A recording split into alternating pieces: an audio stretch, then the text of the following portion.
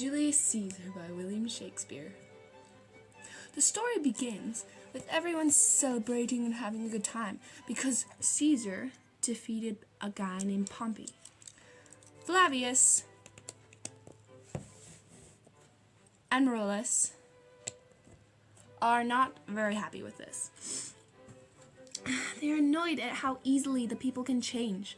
The people of Rome absolutely love Caesar and all he did. The two men are like, what are you guys doing? You used to love Pompey, and now you're turning your backs on him as soon as Caesar won. Don't be weirdos. The people don't listen, and they continue to celebrate, especially when Caesar and his entourage arrive.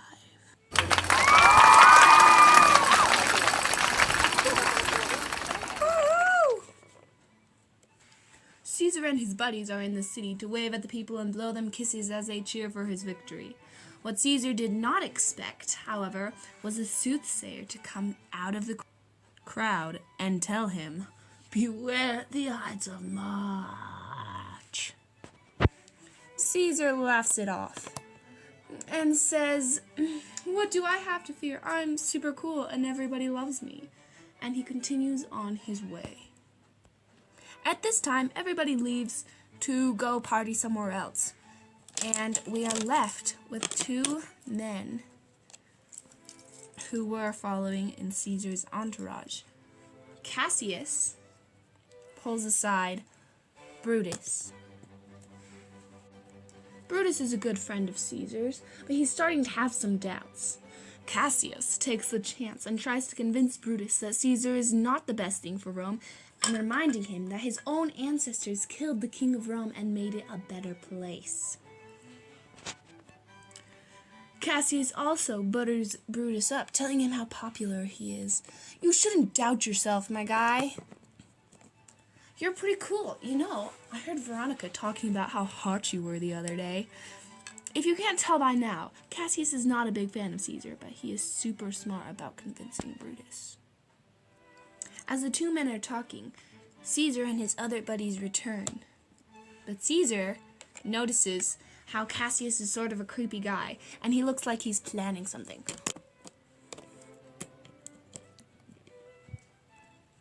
At this time, we learn that off stage, Caesar was offered the crown 3 times by Antony, and he rejected it 3 times. He was not happy about it. "Oh, I can't possibly take the crown. No, I insist. That would be too presumptuous with me. Come on, Caesar, just take it. Antony, quit making me look bad in front of all these people. You know I can't take the dang crown." Fine. Ladies and gentlemen, Caesar is just too good to take the crown. Isn't that just wonderful? Later that day, Cassius and Casca, another guy from the court, meet in the middle of the storm for some reason and talk about how to convince Brutus to join them. Another guy named Cinna joins them, and they decide to write Brutus a letter, turning them on him to their side.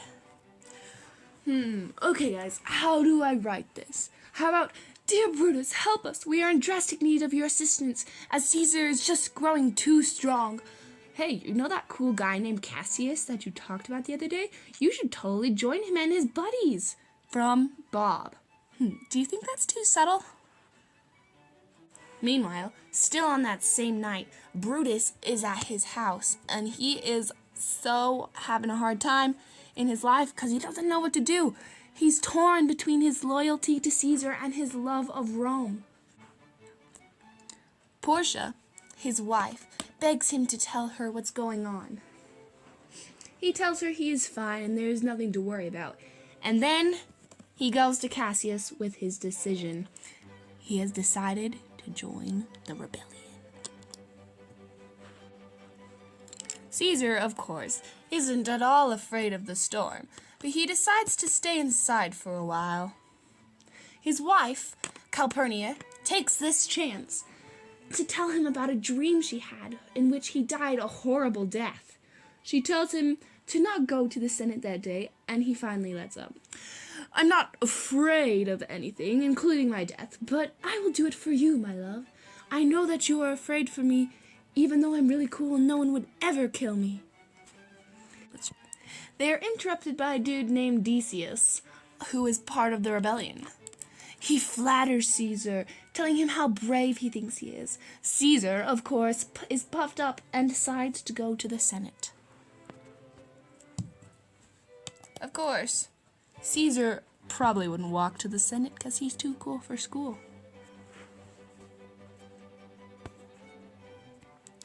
On his way to the Senate, the soothsayer he met early on the road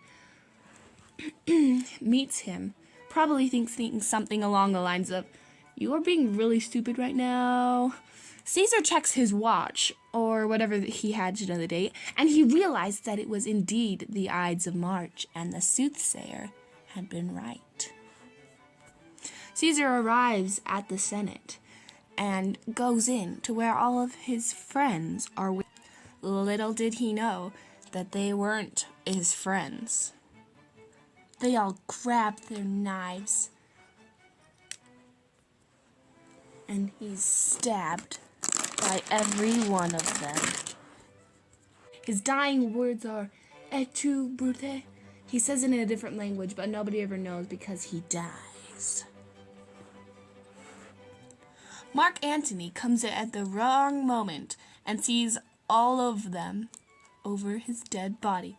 He's super duper sad, but he has a sneaky plan. At the funeral, he delivers the funeral speech, and as he does it, he turns everyone against Brutus and Cassius. "Oh, how sad it is that our fine ruler had to be killed in this manner. Oh, how shamed these men should be, as they murdered our dear friend who only cared about the good of Rome." The people are riled up and angry at Cassius and Brutus. And Cassius and Brutus decide now is a very good time to pack up and get out of Rome. Well, that worked out nicely. Meanwhile, while all those people are at the funeral, this guy's like, "Oh yeah, I told you so. You should have listened to me, guys." This meant war. One side, led by Antony and his friends, Octavius, who was his nephew. The other side, led by Brutus and Cassius, who were kicked out of Rome. But Cassius and Brutus begin to fight about various things, like how to use their money and why Brutus would ever condemn one of Cassius's men, which Cassius is very mad about. They end up being okay and figuring things out together and being buddies again when they realize that they are under attack and they might possibly die in a few days. That actually, Brutus gets a message that his beloved wife, Portia, had died because she had killed herself instead of living in the same place as Antony. Cassius takes this chance to fix their friendship because he's like, "I'm sorry, man, we fought, and I'm sorry your wife died." And he comforts him. Brutus goes to his tent and lays down to try to sleep, but he doesn't feel any better there because the ghost of Caesar comes to him and says, "I'll see you soon, Brutus." Haha. And then he flies away, leaving Brutus wondering what this meant. The next day, both armies arrive at Philippi and sort of just talk trash at each other for a while instead of fighting with weapons. Eventually, this gets boring and they are ready to be done with it, and they begin to fight with actual weapons. Antony apparently gets a horse because, well, he's rich, so. Brutus sees a weakness in one of the armies, so he goes for that and begins the fight. Cassius gets false word that all of his friends are dead and captured, and he asks his servant to kill him.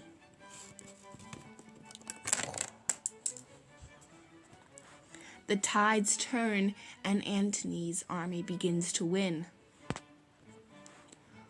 Brutus sees that there is not much hope left. He would rather die than be captured by Antony's men, and so he does the same thing as Cassius. Antony finds their bodies and decides to give them a proper burial, because, as he says, they were the noblest men in all of Rome. This was the story of how everyone dies except for the one guy you don't like. A story of tragedy, nobility, and brotherhood. This was Julius Caesar.